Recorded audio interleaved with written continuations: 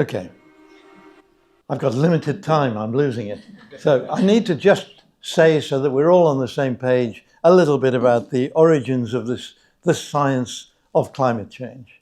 We go back to 1820, Fourier, the great French mathematician, develops the models that are now basing by everyone who's calculating the future of the planet on the basis of climate change. So these models were developed in 1820, and Fourier did not publish his first result, but he did explain. When he calculated the temperature of the Earth using radiation from the sun to heat it and using radiation, infrared radiation back into space to give him an equilibrium number, he knew this would be very accurate because of the T/4 dependence on infrared emission from a solid body, but he was disappointed when he came out with 30 degrees centigrade too low.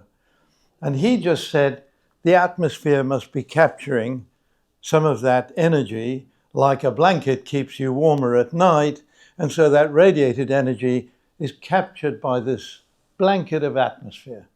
What he had calculated very accurately, it turns out, was the temperature at the surface of the moon, because of course the moon has virtually no atmosphere.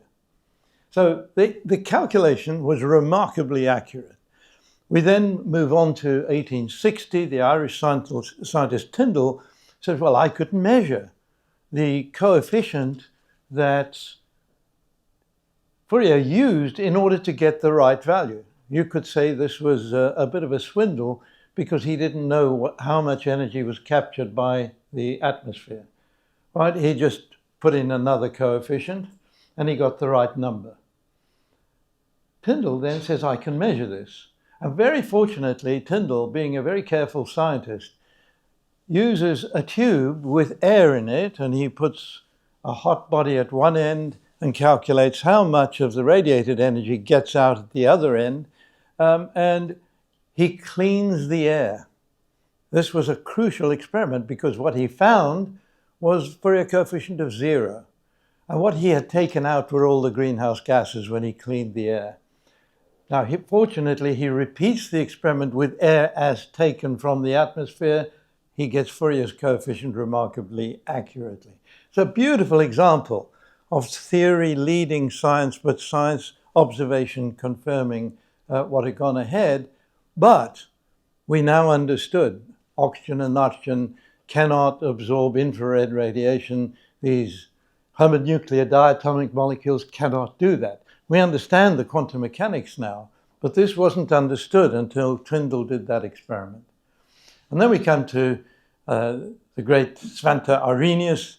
Every physicist and chemist would know the name Arrhenius, early Nobel Prize winner. And he sits down and he says, well, we could calculate what we are doing in using fossil fuels to raise the carbon dioxide level in the atmosphere. And he simply did what we would describe as a back of the envelope calculation, no computers.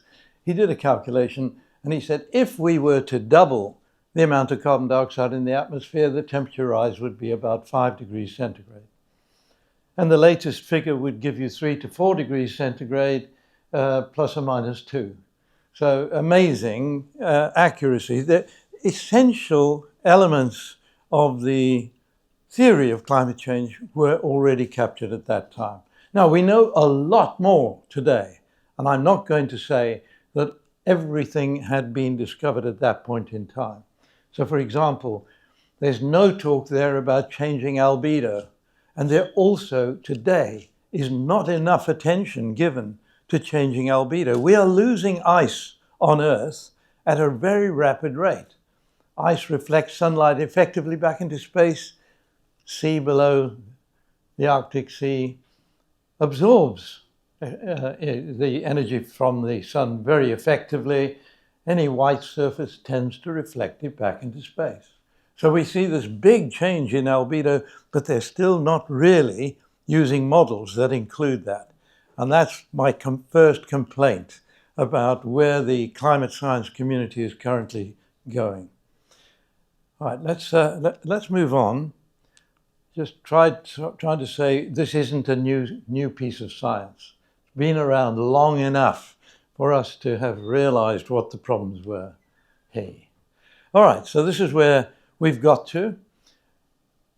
The IPCC tends to tell you that the carbon dioxide level today in the atmosphere is about 425 parts per million.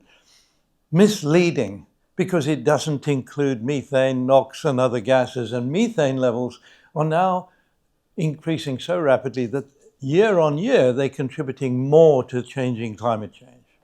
Right? So here in blue we've got carbon dioxide levels, and then in red and black 2 different estimates of the contribution of non-carbon dioxide greenhouse gases. And methane is the biggest problem. Methane emissions are rising very rapidly at the moment and are threatening our future in a way that we hadn't quite anticipated, with the big focus on carbon dioxide. All right, let's have a look at temperatures across the world. And what we know is that in Paris 2015, and I was a very active negotiator for that agreement, I made 96 official country visits in 2 years ahead of that Paris agreement, because I believed in one-to-one negotiations country by country, and I was supported strongly by the government of Britain at that time. I was given a budget, or the negotiators were given a budget of £9 billion to negotiate, particularly with least developed countries. But this was rather effective. If I walked into government A, usually the Minister of Finance was there, no surprise. They knew I had deep pockets. Right, so the negotiations that we proceeded with in that way were so successful, I knew before that meeting in 2015 we had agreement. Well, we had enough nations promising to support at that point. There's a little lesson to be learnt there. The COP process, 197 nations, represented on average by 20 official negotiators per nation. So you've got nearly 4,000 negotiators. Can you get agreement like that? I believe that is a hopeless way to progress. That's why, since 1992, we've made such miserable progress. Not only that, but let me now say something about the asymmetry, which was shown in this graph in the Earth diagrams above. The temperature rise across the world is non-uniform, and we need to take this into account when we look at that idea that we stay below 1.5 degrees centigrade rise above the pre-industrial level. Because what is now happening is that asymmetry is already threatening the planet in a way that wasn't predicted with that 1.5 centigrade figure. So in grey, you see the average for the whole planet, and in red, you see the temperature rise in the Arctic Circle region. The Arctic Circle region is now heating up at a rate of 4 times that of the rest of the planet. And the reason is actually very simple. It's losing ice very rapidly. If you talk to people who've tried to cross to the North Pole over land, which used to be a game that these rather crazy people played, and I know some of them and they are amazing, they can't do it anymore because in the summer there's so much Arctic sea exposed. We have a colleague on the Climate Crisis Advisory Group from northern Finland, lives on the permafrost there, wonderful climate scientist. And I spoke to him in April 2021. What's the local temperature? He said, it's damn cold today. It's minus 30 degrees centigrade, but tomorrow it may be back to normal, about minus 15, minus 10. Spoke to him the same year at the end of July, when now the sea is being exposed by the melting of the ice formed in the winter. And he said, the temperature here where I'm sitting today, 3 meters above the ice, is plus 30 degrees centigrade. He said plus 32. 60 degrees centigrade change in a few months. That's the effect of the blue sea getting very warm, the air above the sea getting warm, and then where he was sitting, the wind was taking that warm air across the permafrost. And you can imagine the threats from that to our future. All right, let's now have a look at where we are over the year 2023. I would like to show you 2024, but the year isn't quite finished yet. So 2023, something rather surprising happened. This is the ocean temperatures, the deep oceans of the world averaged year on year, so that each black line represents a year from January through to December. And you'll see that this was rising fairly regularly in a stepwise process. And what happened in 2023? A massive rise. Something unusual is happening. Now, I do not believe that a rise of this magnitude is due to the regular events that happen over the Pacific. Right? This is unusual.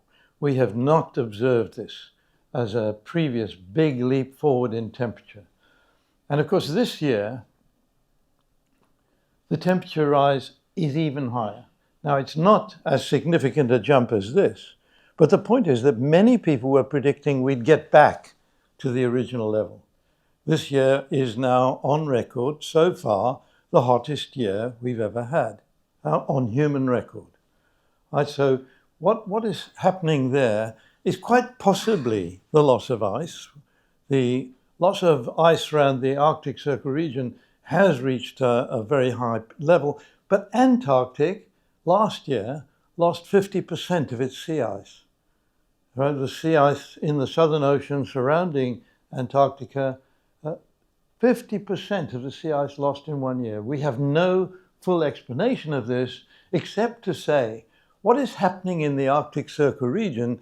Again, remember what I was saying about the reverberations being felt around the world does not stay in the Arctic Circle. The warming of the seas as a result of this is affecting the whole planet. And we are seeing not just extreme weather events, record temperatures of 0.1 degrees centigrade above the previous, but like these slides are showing, a very big increase. The west coast of America, seeing a temperature rise up to 49.6 degrees centigrade in British Columbia in Canada. Right? Never before have they observed anything like that. So these changes are all because, I believe, of what's happening in the Arctic Circle region. The change in albedo in that region during the summer period is dramatic. And so it is a really critical phenomenon. Now let's just take a look at the air temperatures. And there for 2023, again, you do see a big jump in the temperatures. And again, the land temperatures this year are not reduced below that. We are again in a record year. So ocean surface temperatures, land surface temperatures, global surface temperatures are increasing more rapidly than we had anticipated. El Nino year, last year, could have been the cause of that start, but La Nina was expected to follow this year. And we haven't yet seen, and La Nina is the opposite, we should get a cooling. We haven't yet seen the impact of that. So if we look at the models that are used and heavily criticized by the skeptics, back in 2003, we observed in Central Europe the hottest temperature on record. Back in 2003, and if I can, 2003, so that's up here. That little peak, the hottest temperature in Central Europe, and that year, it's estimated very carefully that an excess death rate was 70,000 in Central Europe, particularly in France. Now, at this point in time, there was no recognition of this being a climate change event. And I did go into Paris and spoke at our embassy there with a vast number of the media present, and I believe I was the first person to say this was a climate change event. It is exceeding what we could have expected otherwise. But more than that, it's back to this message. We need to create resilience. The French government, after the event, sent out messages to people, particularly older people, don't walk out during the hot period of the midday period. A lot of older people were still going shopping during the daylight period, and didn't return from shopping. And that was a massive cause of this increased death rate. So as a result of this, even though the subsequent temperatures have kept increasing, and I'm sure you can see that, the average temperature now is way above that very hot temperature in Central Europe. But we're adapting to it slowly, and there's a question about how far we can adapt. Now, in red, black is the actual temperatures measured across that time. I asked the Met Office to run forward the program that they were using to predict temperatures based on the Fourier type analysis. And in red, you see all of the data they produced. So they run it forward many, many thousands of times, and those times are all represented by the red curves here. So it covers the uncertainty in the model. And I also asked them to run it back in time, and it gives a pretty good description. So the yellow line is the average of the red. And you'll see that if that is the case, going forward in time, we're on a frightening trajectory. 5 degrees centigrade temperature rise by 2100. Well before then, if we're on that trajectory, the planet will not be the sort of planet we know today. Humanity is at risk as we move forward, and we're not getting the response we need. The United States is now producing more oil than any country in the world has ever produced in a year. More oil than any country. So they're beating Russia and Saudi Arabia in terms of the amount of oil they're producing in 1 year. This is the effect of fracking, and don't let me go on about fracking because I'll talk about nothing else. It's a very dangerous operation. All right, so if I take you fast forward, I've been talking to actuaries in the insurance and reinsurance industry in particular about loss and damage. The loss and damage being caused today is very difficult to estimate. The insurance people can tell you how much they are paying out in insurance, and it is a relatively small number. It's less than $500 billion a year. But if you then look at the countries where you can't get insurance, that must leap up to approaching $1 trillion a year, loss and damage.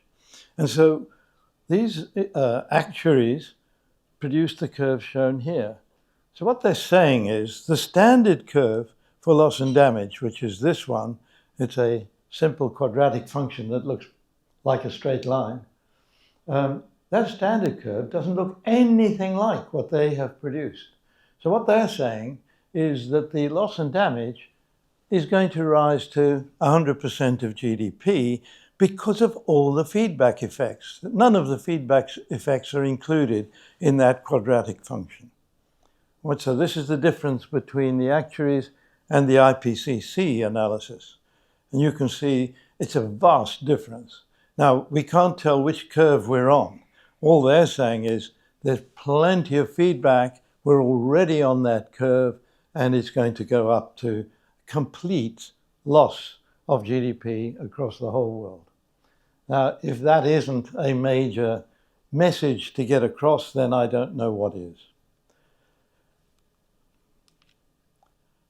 All right, what's happening as a result of the heating around the North Pole? Just the summer heating. And this all begins to happen as the sun returns to the North Pole, but it happens very quickly. As that sun gets up there, within 3 or 4 days, we see this kind of impact I'm showing here. This is a schematic, of course, and what we see on the left-hand side, traditionally, this is the old picture, cold Arctic, we've got the strong jet stream produced by the rotation of the Earth. That's not going to be switched off. And that strong jet stream was roughly circular. I'm not going to suggest it was perfectly circular ever, but it was roughly circular. And it's still the strongest wind blowing around in the Northern Hemisphere. This is what's now happening. If we get a warm Arctic And the North Pole itself is now quite warm during the summer months. That warm air is now pushing the cold air down. Very good question would be, why doesn't it mix? But it seems not to. Right? So the warm air is pushing the cold air down, and what it means is that the jet stream is strongly distorted. If we push cold air down here, we've got to equalize the pressure by pulling warm air up from the tropics. Now, this is schematic. So this is what actually happened in California, in the west coast of America, going right up into Canada in 2021. Now, we published this, the Climate Crisis Advisory Group, at the end of July that year, while this was happening. Right? And what we're simply showing was not being shown by any of the media. Many of them picked it up from our report, but this is really quite remarkable. We have a good understanding of what was happening. What you see here is the jet stream got locked into place like this across North America.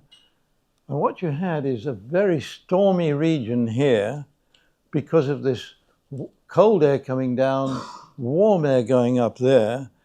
And that's why Lytton in British Columbia experienced a temperature of 49.6 degrees centigrade, not just for a day, but for a week or two. 143 people in this upper middle class town died of heat stress because they didn't have air conditioning. Why would you have air conditioning anywhere in Canada? And so what we have also, Lytton burnt down.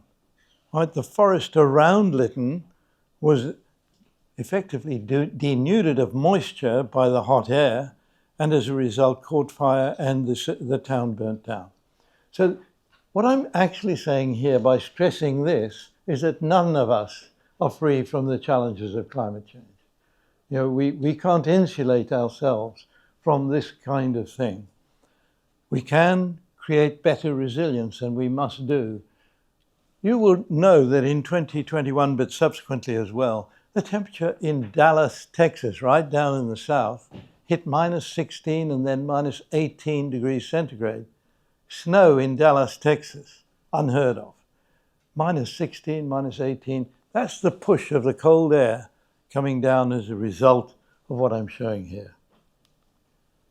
So what we have in the Arctic Circle region is three separate challenges. The first challenge, loss of Greenland ice. When all of that ice is gone, sea levels will have risen by 7 to 7.5 meters, 24 feet. Is it going irreversibly? Is this a tipping point that is now tipping? I believe it might be.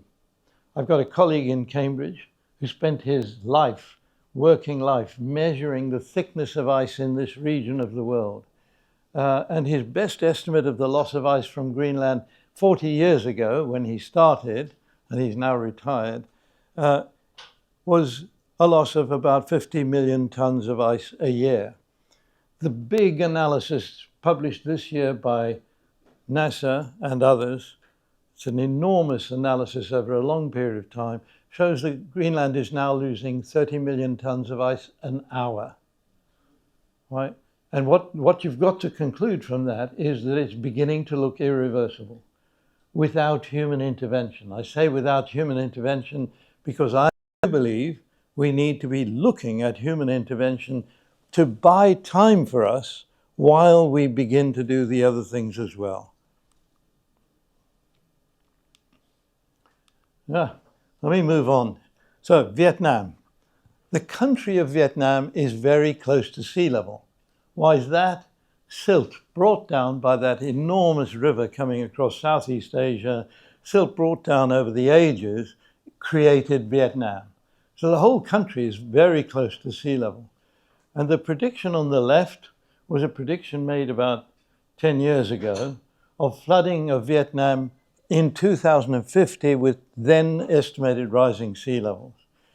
The more recent publication by the same group shows the amount of Vietnam underwater in 2050, and the blue areas here indicate flooding with seawater. it's about 85% of the country flooded with seawater at least once a year by mid-century. Now, of course, that salt water is going to make it very difficult to keep producing rice in the area, but this is just a snapshot. With moving time and sea levels rising further, we could well see this part of the world being not capable of keeping a population, let alone a population of about 100 million people.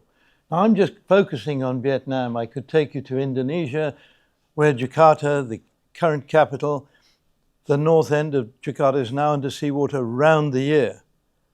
So what we see is flood risk of the three countries that are the biggest rice producers in the world. Right? The biggest rice paddy fields are in this delta here. Biggest rice paddy fields in the world. Where are the other big ones? Indonesia and Southeast China. These paddy fields will be under seawater unless intervention is made before that time. But at the moment, there is no intervention even being talked about. And that is a major problem. All right, this is the 4R planet strategy. It may sound a bit corny, but it's meant to be memorable. The 4R planet strategy was produced by the Climate Crisis Advisory Group. This group is a group of people from 10 different countries, north and south, fully represented. And we put out this strategy a few years ago because we believe the current model of just focusing on reduction of emissions is not right. If we were to reduce all emissions by tomorrow, which we're not going to do, we would still have the challenge of melting ice in the Arctic Circle region, etc.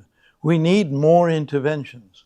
So the 4R strategy is saying, in addition to reducing emissions, and that is critical, we are now emitting more than we've ever emitted before, having started discussions in the international process in 1992. Right? So we need also to remove excess greenhouse gases already in the atmosphere. I'm actually saying something different from the IPCC again. I'm saying that today at over 500 parts per million, including methane, we are in a dangerous situation. We cannot survive if we carry on like this. We have to bring that down, in our view, to 350 parts per million or less, from 500. That's a massive challenge. We need to be finding the mode of removing greenhouse gases from the atmosphere that will remove 20 to 30 billion tons a year, and even then it would take us to the end of the century to get down to that sustainable level. How do we reduce emissions?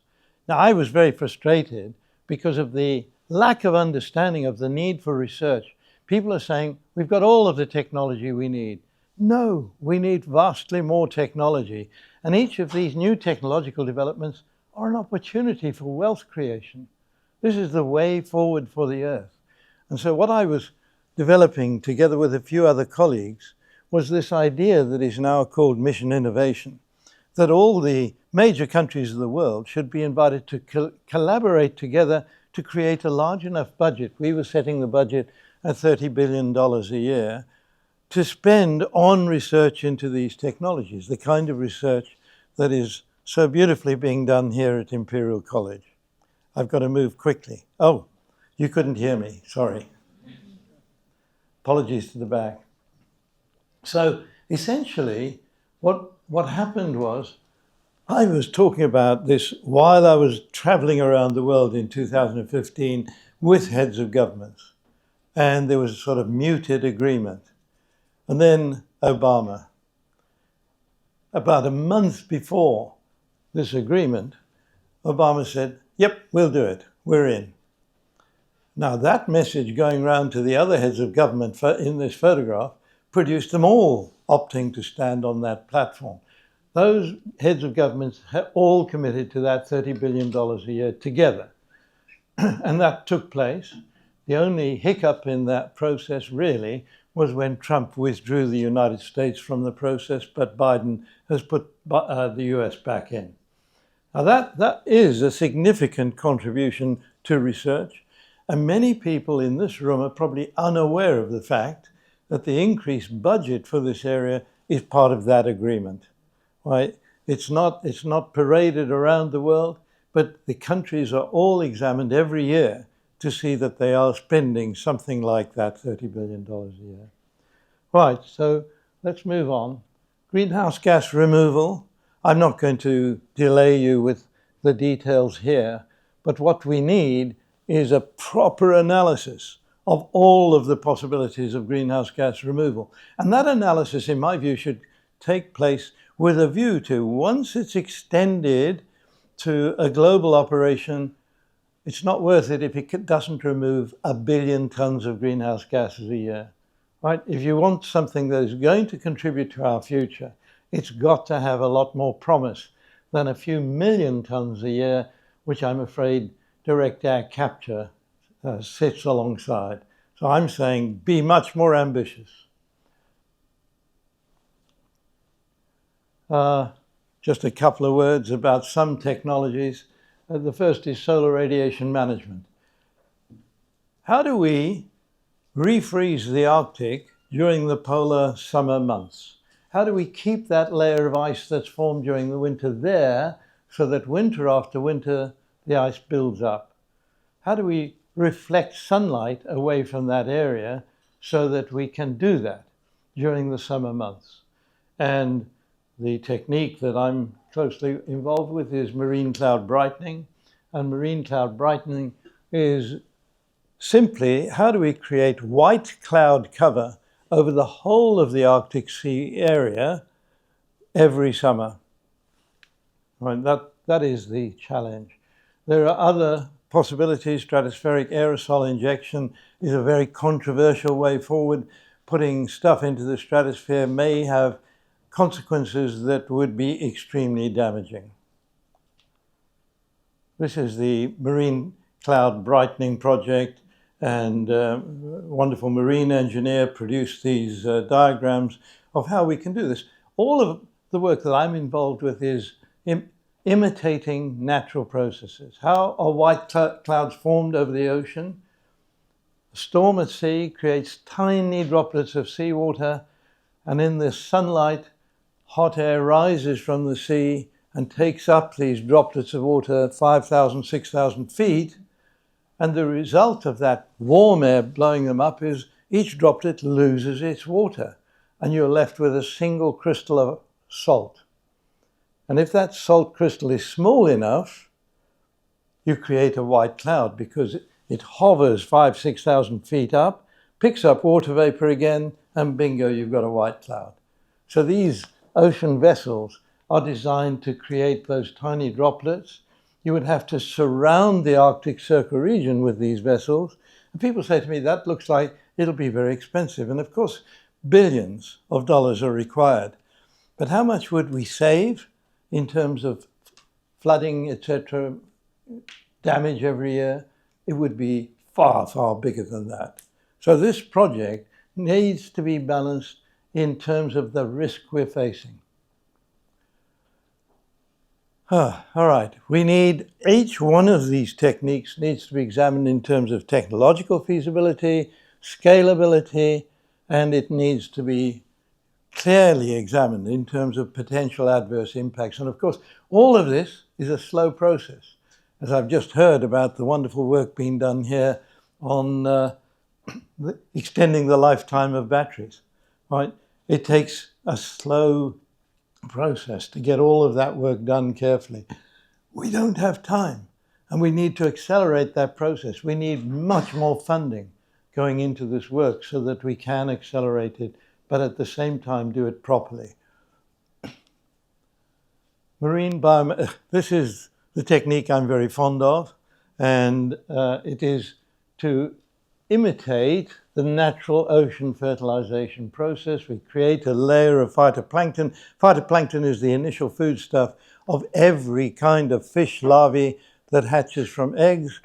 Most of those fish larvae in the ocean die because there's no phytoplankton there. If you can create a phytoplankton layer, maybe 200 square kilometers is typical, you find that you have within a week, you might have 250 million fish that would otherwise not have existed, and within a month or two, you have brought in all the large fish to feed on the smaller fish, and in addition, we're creating the feedstuff of whales. And so the important thing here is what we learnt about the function of whales.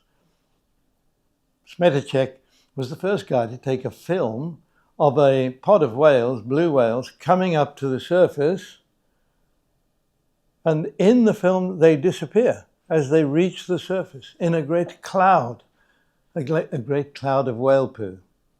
Right? And so what they're doing, down below, they are eating krill, but they come up to breathe. We've only seen that from the air before, but they also come up to defecate. And they're bringing all of that fertile material into the sunlit surface of the ocean. That 2,000 square kilometers I'm talking about operates when one of these pods come up. It spreads the surface with this fertile material. So what we're doing is just planning to operate our process to imitate the function of the blue whales. Unfortunately, the blue whales are down at less than 1% of the population they were at 400 years ago.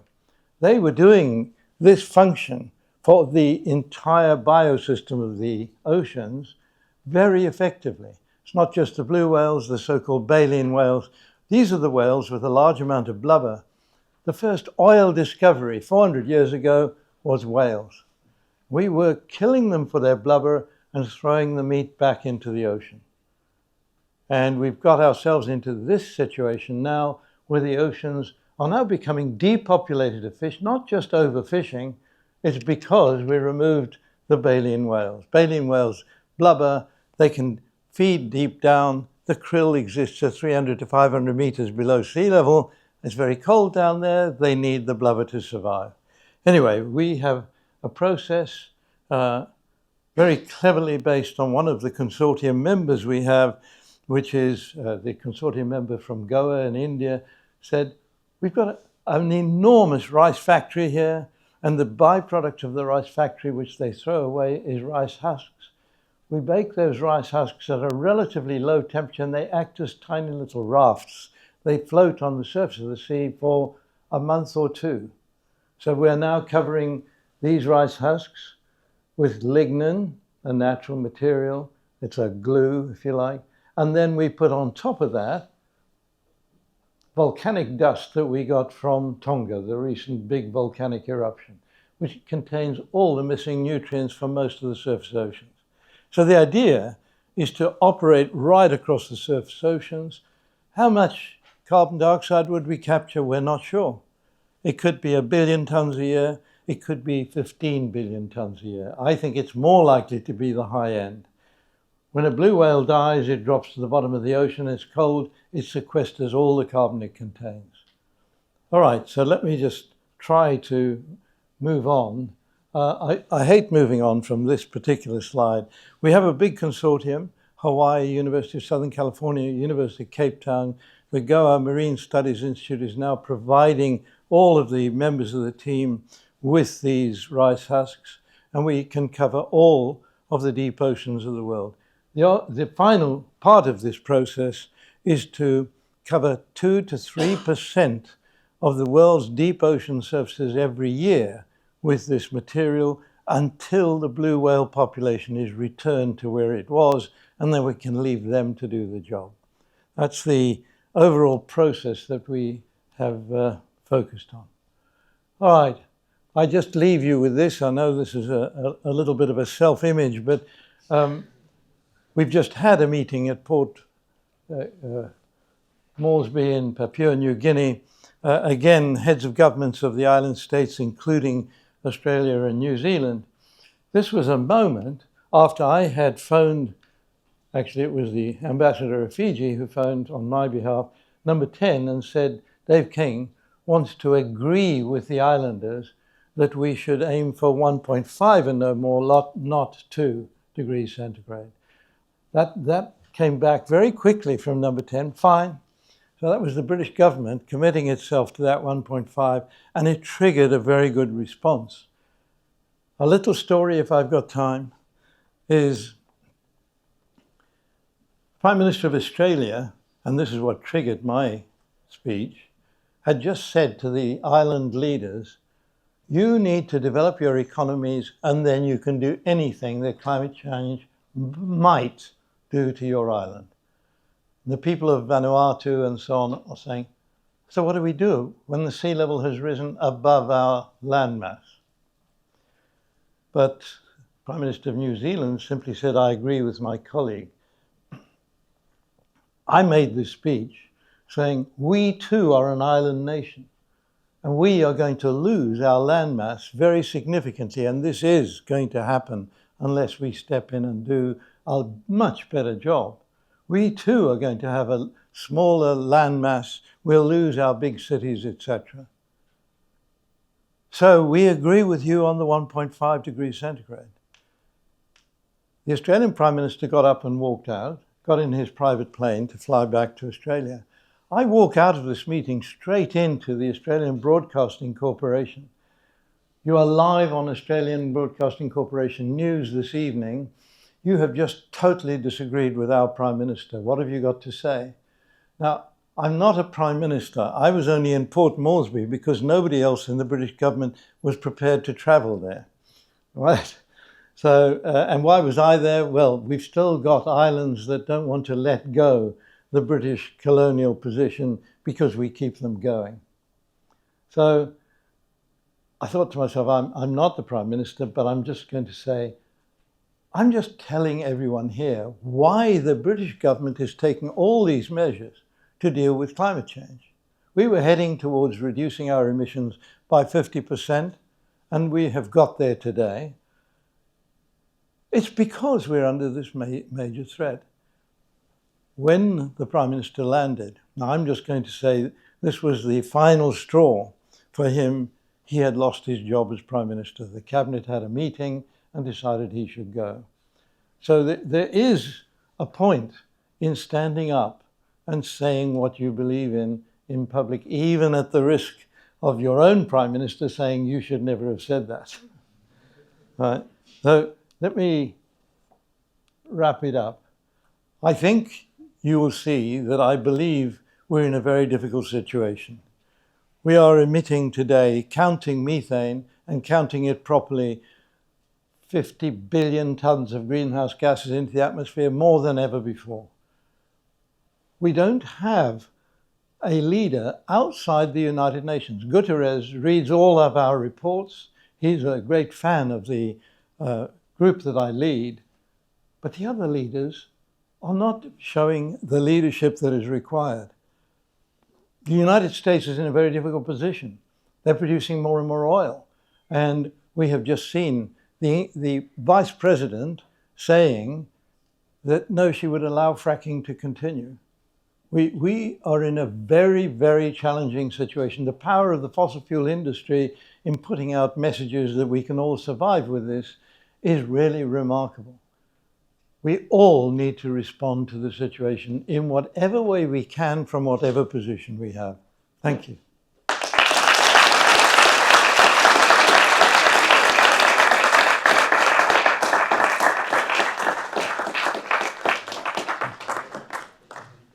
Thank you very much, Sunil. I think before we move on to the next group, we'll take perhaps 5 minutes to answers. I'm going to say now what I believe. We have an economic system that gives no value to our ecosystems. We are destroying the ecosystems on which humanity depends as a result of this. So the success of our economic system is human well-being around the world, leading to 8 billion people now, rising to 9 billion by mid-century. What is required in order to change this? Because 9 billion people continuing the consumerism that drives the economies of the world today are going to produce an end term for the planet in terms of human continuation.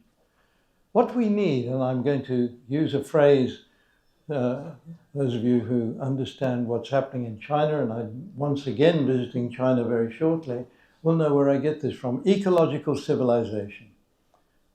We need a cultural transformation into an ecological civilization in which we give equal priority to the well-being of our ecosystems and to the well-being of human beings. We don't have that in our economic system at the moment. And I don't think it's good enough to say, let's put a value, a dollar sign, against all of the things that we need to survive. That's not good enough. We really need to overwhelm this system that I say has been very successful in improving human well-being. But when we get to 9 billion people, let me say this. What is net zero? What does it mean? I can tell you what I think. We need to get down to 1 ton per person per annum. 1 ton per person per annum, 9 billion tons of emission globally by 2050.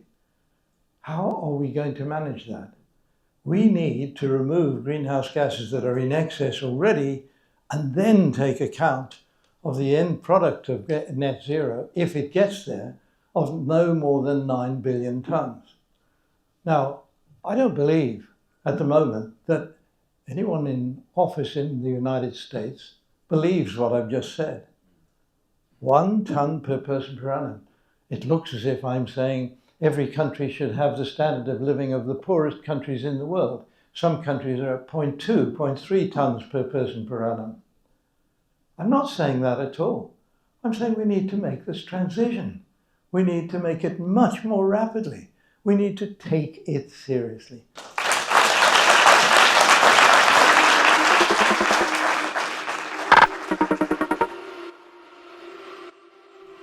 Anyone who's setting out on a career today needs to look at what the future holds for all of us. You can play a major role if you understand the transitions that are ahead of us, whereas if you go into a business which looks backwards in terms of its capability, you're not going to have much of a future there. So I'm referring, for example, to future oil and gas recovery, discovery of new sources of oil and gas. There's no future in that. The world has got to come to an understanding that leaving that in the ground is the only way forward for humanity. So I think being forward-looking is so essential. And what, as you said, what we saw in those master's students this morning, and they continue now, is something quite amazing. They all believe in what they're doing. They're not just doing outstanding research. They all believe that they're on that pathway to providing a transition for the world. Now that makes an enormous difference to how much pleasure you get out of your very hard work. You've mentioned in your talk about values, and I really resonate with that, because when people are looking for careers and pathways, the typical kind of metrics that they would look at would have been salary, progression. But I really like the principle of looking at the impact of the organization that you're working for and the industry, and how people now moving into these sectors, how they're valuing that as a key metric when choosing where to work. Let me give you an example from the period when I was head of the chemistry department at Cambridge. We had, roughly speaking, 20 firsts every year. And so I followed the career development of the people who got first-class honours degrees. And traditionally, those people would have all gone into the chemical industry. At this time, and I'm talking about the mid-80s, nearly 80% of them were going into the City of London because the salaries they were offered were 2 or 3 times higher than they could get from the industry. And I believe that virtually destroyed the chemical industry in this country. If you take the best of the crop around all the universities and put them in the City of London, you're withdrawing that talent pool from the productive sector in our economy. And I'm afraid that what I've just said holds true for all areas of study, because the net result of that magnet of high salaries has been destructive for our manufacturing capability. And so if you are future conscious, if you really want to be doing something that is good for yourself and good for humanity, avoid that big magnet in the City of London. I have a PhD student from many years back who left me, went into the City of London, and made a fortune rather quickly, and then backed out. And he then set up a company. He talked to me extensively about this new company that was totally based on the expectations of demands for renewable energy systems. And one of the things he's produced is a company now called OHME, OHME, which produces an intelligent charger for electric batteries for cars. You come home at night, you plug your car in to this intelligent battery. It doesn't draw electricity until the price is very low, when there's an oversupply of wind turbine-driven energy across the electricity grid in the UK. And you wake up in the morning, your car's fully charged, and you might have paid nothing for it, virtually nothing. So this intelligent charger is now selling around the world. A large number of the Chinese electric vehicles, which are now leading the world, have got these attachments on them when you buy them. So, it turns out he knows how to make money, and he simply switched from making money the easy way that he saw in the City of London to making money in a way that gives him and his family real satisfaction from what they're doing. Love it. Bit like sustainability Robin Hood in Yes, effect. yes, that's exactly right. I love that.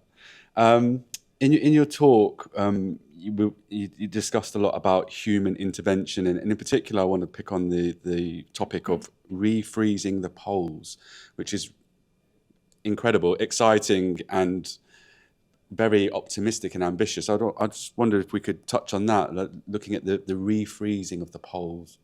Optimistic, ambitious. I think ambition is a good thing. We have to take on board these enormous challenges and see what we can do about them.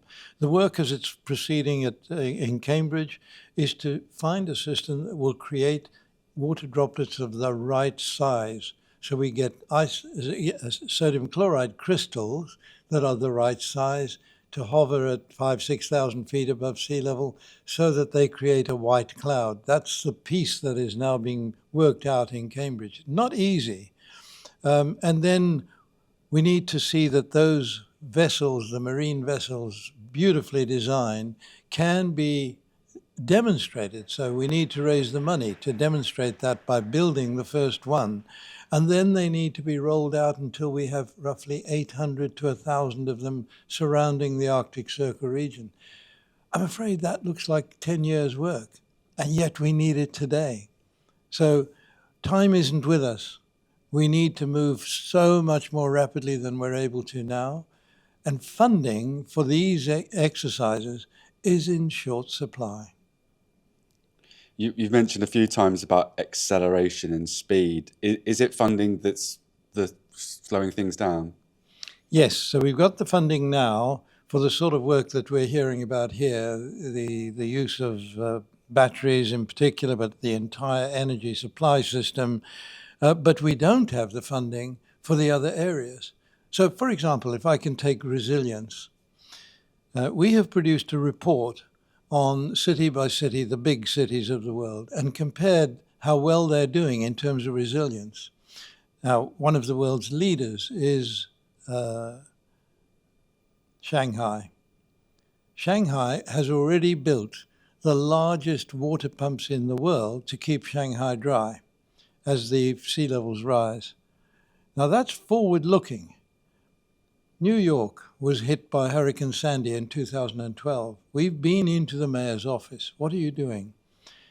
They spent a lot of money with the US Army Corps of Engineers, excellent civil engineers, to produce a solution. And they came up with a solution which was to build a wall around the city of New York, which should be between 2 and 6 meters high.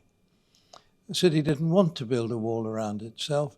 So here we are, 2024, 12 years later, and they're still discussing alternatives. So it's very, very interesting to see best practice versus worst practice. Jakarta, the government of Indonesia has announced that they will move the capital city into Bali. At what cost to the ecological system there, we don't know, but it's not going to be good. But what are they doing about the citizens of Jakarta now? Nothing. So citizens are already losing their homes under seawater, but they're doing nothing for them. So this is a case of bad practice. And so we really need to look around the world, choose best practice, and then see that others are aware of the big advantages of doing this well. Where in the UK do we need to be adapting? What do we need to be investing our time and efforts in? Each city and each region needs to take this on separately, because each city and each region is faced with different challenges from climate change. So, for example, the east of the country is sinking into the sea. Rising sea levels are therefore the biggest challenge in the east side of the country. The west side, Wales and so on, is actually coming out of the sea.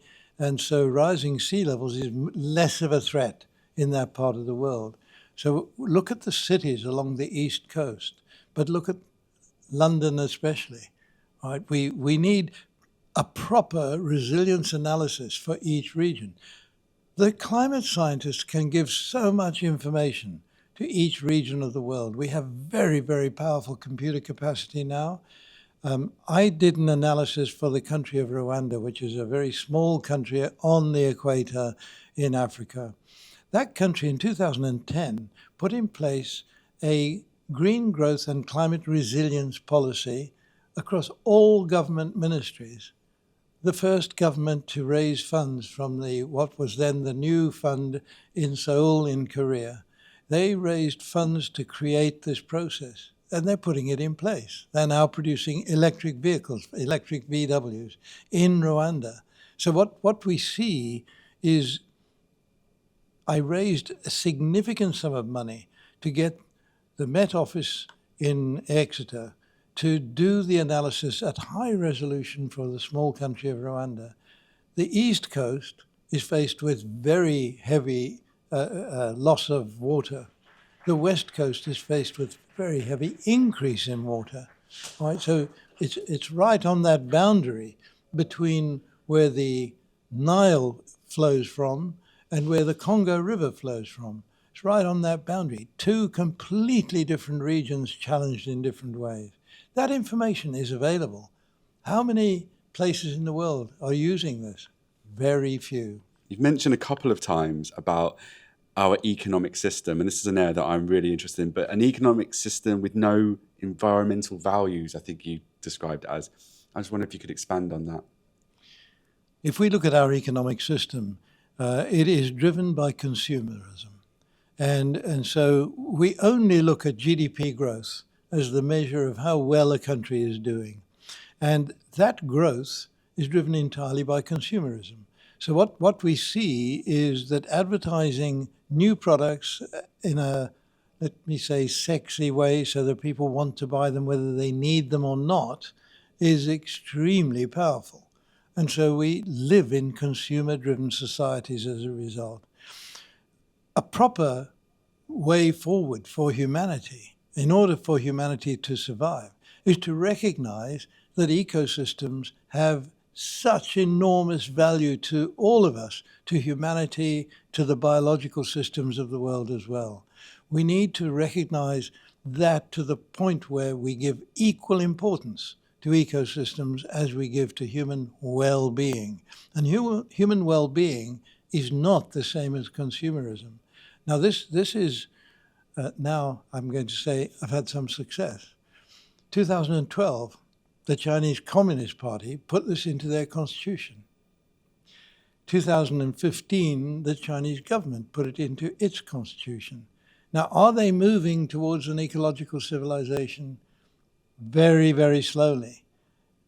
But what has happened in China over the period 2000 to 2020 we estimate in a publication we put out on China that about 800 to 850 million people were taken out of poverty in China over that period. No country in the world has ever seen anything like that. It's a very high proportion of their total population. But that new middle class is very demanding of electricity, of energy, and so on. And so they announced in 2015 they were going to reduce emissions. Now they're saying it will maximize in 2030. They are very committed. They have put up more photovoltaics, more wind turbines, more new nuclear power stations, more new hydropower stations than the rest of the world put together. But nevertheless, they're still using coal. And people point a finger at them. And I have to say, I think China is leading the way at the moment in the world. Compare on the opposite side of the fence, the United States, producing more oil today than any other country has ever produced per year.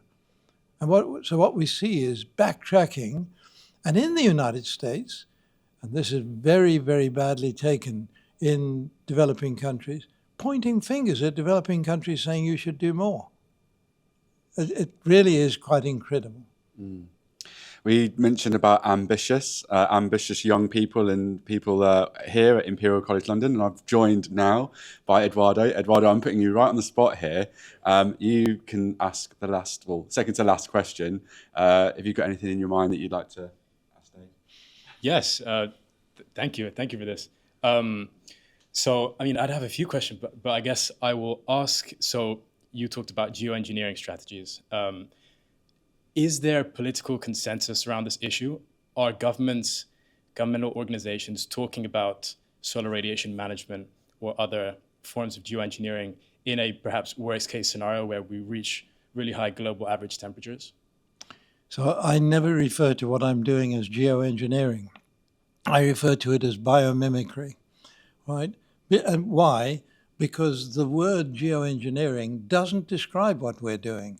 And it was developed with the idea of describing the business of putting sulfates into the stratosphere to reflect sunlight away from the Earth. And that is also, by the way, biomimicry, because that's exactly what a volcano does, and it cools us down if the eruption gets up into the stratosphere, which it often does.